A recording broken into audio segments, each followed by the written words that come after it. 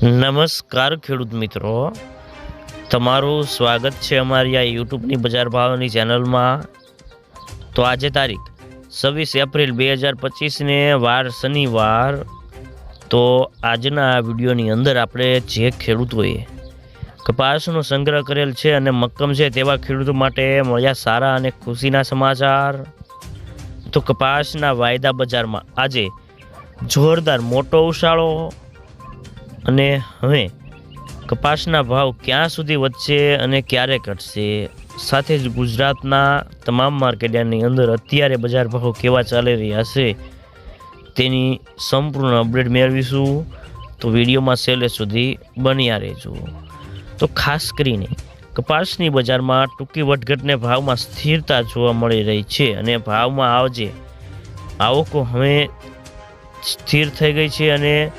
કપાસના વાવેતર આગામી મહિનામાં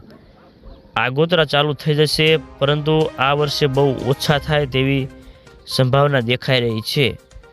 અને ખાસ કરીને બિયારણની ડિમાન્ડ પણ બહુ ઓછી છે અને એક વરસાદ આવે પછી ખેડૂતોને વાવેતર કરવામાં મૂડમાં છે તેવું બિયારણનું પૂછપરછ સ્થિતિ ઉપર લાગે છે અને ખાસ કરીને રૂની બજારમાં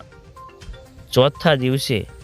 સુધારો થયો છે અને ભાવમાં આજે 4 દિવસમાં ખાંડી 500થી પણ વધુ સુધારો કર્યો છે અને આગામી દિવસોમાં રૂની બજારમાં વેપારો કેવા થશે તેના ઉપર બજારનો અમે આધાર રહેલો છે અને હાલના તબક્કે કપાસિયા ખોળ અને સીડમાં કાંઈ મોટી તેજી મંદી પણ દેખાતી નથી અને ગુજરાતમાં શંકર રૂનો ભાવ 3.8 માઇકનો આજે 150 રૂપિયા વધીને 54,400થી 54,800 હતા। કલ્યાણ રૂનો ભાવ ખાંડીએ 36,600થી 37,800 હતા। તો મિત્રો ચાલો જાણી લઈએ કે ગુજરાતના તમામ માર્કેટની અંદર કપાસના બજાર ભાવ કેવા ચાલી રહ્યા છે તે જે 20 કિલોગ્રામ દીઠ આપેલ છે। કાલાવાડ 1200થી 1540 રૂપિયા, જામ જોધપુર 1400થી 1571 રૂપિયા,